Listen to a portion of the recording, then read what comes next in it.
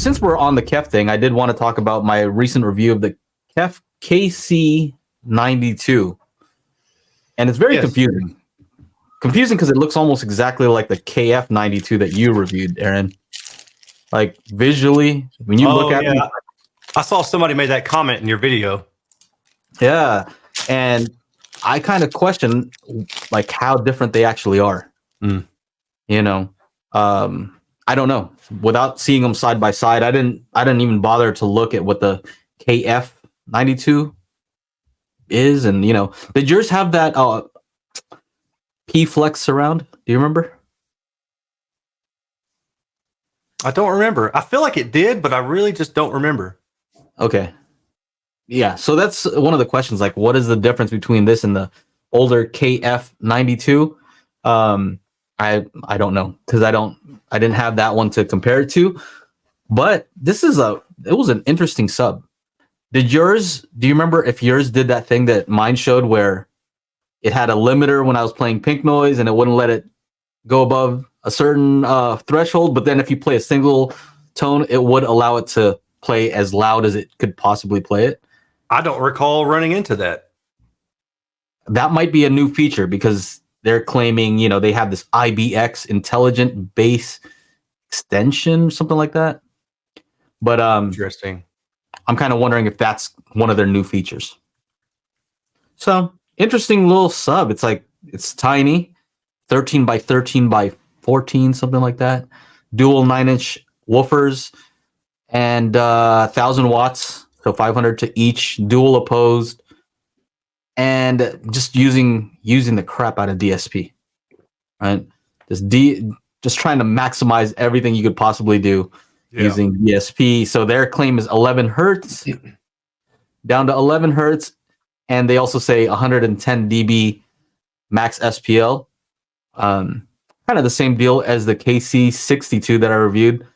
It can kind of do those things, but not at the same time. Like, you're not going to get 11 hertz at 110 dB at your listening position. You're going to get 11 hertz maybe at like a low volume, you know, you lower it down, and you can get 110 dB at like 50 hertz, you know, but that's what they say. Also, I think it's just, I don't know that it's tricky, you know, I don't know that it's tricky marketing, but it's marketing.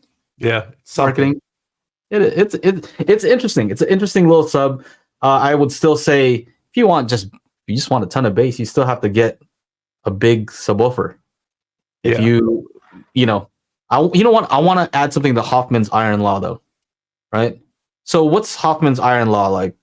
2 of 3. 2 of 3, right? Yeah, you can have either.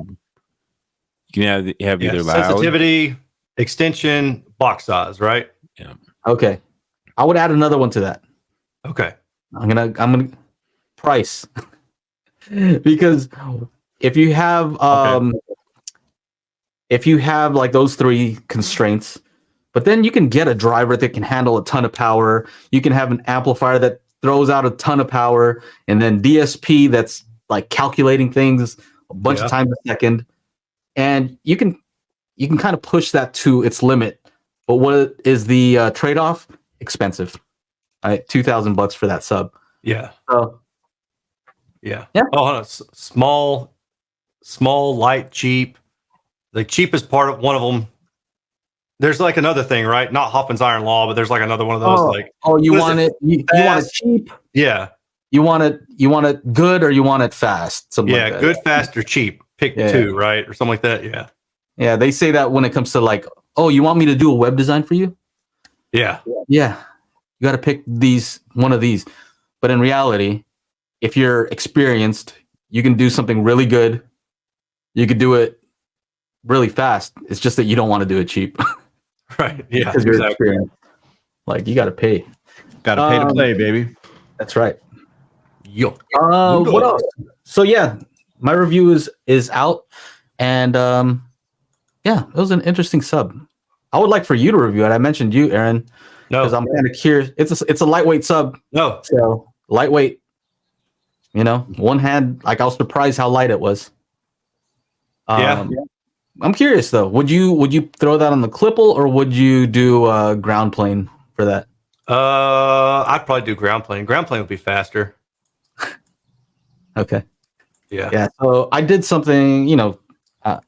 I talked to Brent Butterworth when I was doing the review. I'm like, hey man, how would this affect the CEA 2010 measurements? Because what does that do? It has like a bandwidth limited range where it tests different frequencies, and then based on how much distortion at each kind of frequency range, Yeah. a threshold, and if it either passes or doesn't, Right.